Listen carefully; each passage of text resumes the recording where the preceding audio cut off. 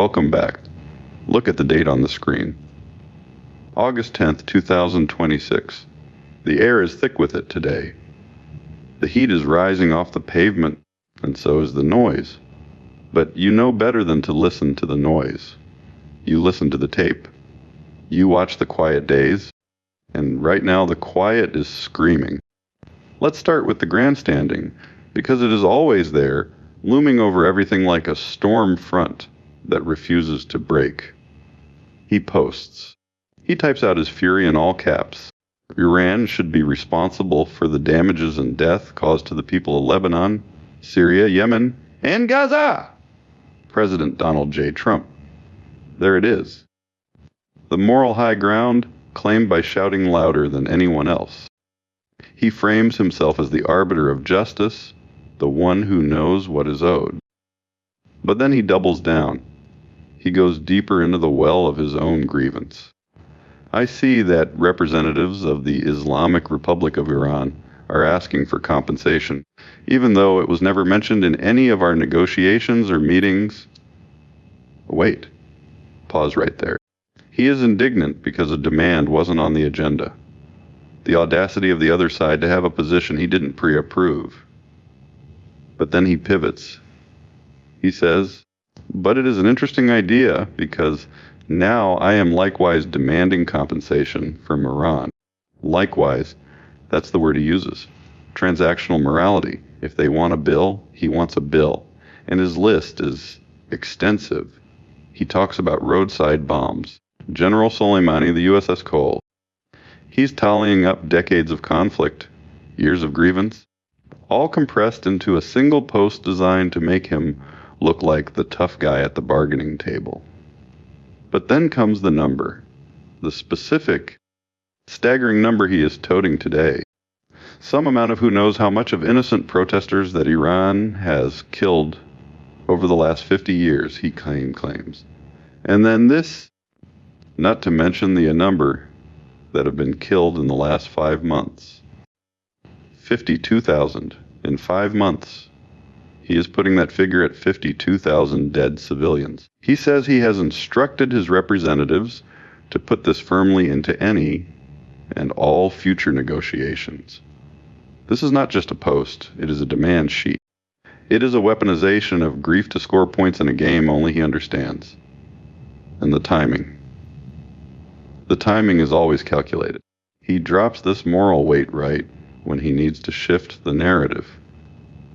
Right when he needs to look strong. But let's look at the tape.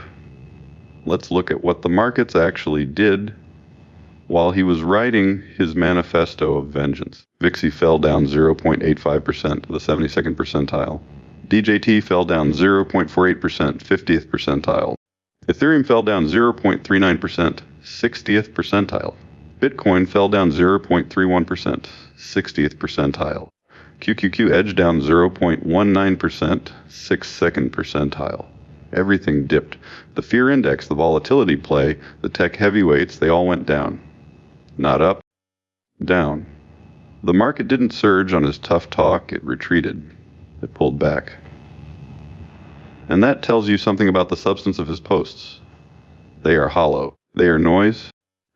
Because if you think about it, he is demanding compensation for 52,000 dead protesters based on a claim from 5 months ago, while simultaneously posting something else entirely today. Something about Iowa. Something about Democrats. He switches lanes so fast you get whiplash. This is big news! Lazy senators don't play well in Iowa. Simple. Punchy. A distraction. He shares a link. He amplifies a story about an Iowa Democrat, Josh Turek. Iowa Democrats, United States Senate candidate has absentee problem. Missed nearly 60% of legislative votes. He posts the headline, Iowa State House Democrat Josh Turek missed nearly 60 votes during 2026. He is using the number 60% as a weapon. He is attacking attendance, not policy, not ideas. Just showing up. He wants to paint them as absent, lazy, irrelevant. Look at the juxtaposition. On one hand, he is claiming a moral crusade over 52,000 deaths on a global stage. On the other hand, he is nitpicking about 60% of legislative votes in Iowa. The scale is absurd. One is a claim of mass casualty. The other is a complaint about bureaucracy. He is playing two different games at once. And why? To confuse you. To keep you looking at his hands instead of your wallet. But look at the tape again. DJT fell down 0.48%, 50th percentile. His own stock, his own brand, dipped in the middle of all this shouting. The market doesn't care about your 52,000 or your 60%. The market sees the instability. The market sees the distraction tactics. It sells off. QQQ edged down 0.19%, 6th percentile. Tech took a hit. Crypto. Ethereum fell down 0.39%, 60th percentile. Bitcoin fell down 0.31%, 60th percentile. Crypto retreated too. The assets that thrive on stability, on quiet confidence, are losing ground while he is busy making noise. He says lazy senators don't play well in Iowa. But who is playing? Who is working? He is spending his time demanding compensation for dead people from 52,000 deaths he claims happened in 5 months, while simultaneously attacking a legislator for missing 60% of votes. It is a circus. And the tape is telling you exactly what happens to circuses. They get priced out. VIXI fell down 0.85%, 72nd percentile.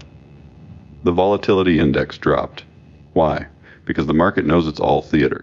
The market knows that when he drops a number like 52,000 or 60%, it is just leverage. It is just another move in the game. And while he is busy posting about Iran and Iowa, the tape is moving quietly, steadily down. DJT fell down to 0.48%, 50th percentile. He is losing value while gaining volume. That is the paradox of his style.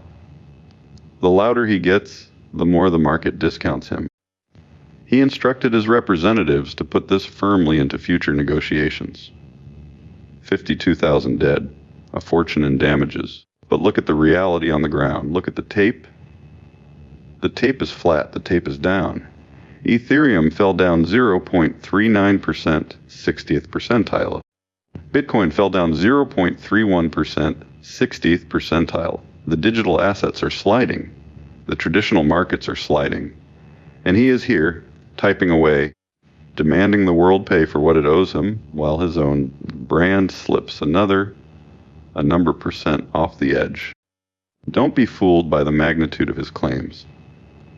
52,000 is a huge number. 60% is a big chunk of time. But they are just words. They are just data points in a narrative he is trying to sell you. The truth is on the tape. The truth is in the quiet retreat of the markets. QQQ edged down 0.19%, 62nd percentile. It didn't crash. It didn't soar. It just went down. Steady, relentless, unimpressed by his posts. So let him demand compensation. Let him attack the absentee rate in Iowa. Let him fill his feeds with the ghosts of 52,000 and the absence of 60%. We will be here watching the tape, watching DJT fall down 0.48%, 50th percentile. Watching VIXI drop down 0.85%, 72nd percentile. Watching the markets react to reality, not to his rendering errors, because numbers don't care how loud you type them. And today, the numbers are whispering that he is losing control. That's the show. Stay sharp, stay quiet, watch the tape. That's the show. We're on Spotify and YouTube. If this earned it, like, subscribe, tell a friend. And housekeeping. The machine that writes this gets tuned constantly for cleaner news. The numbers are real, the jokes are not.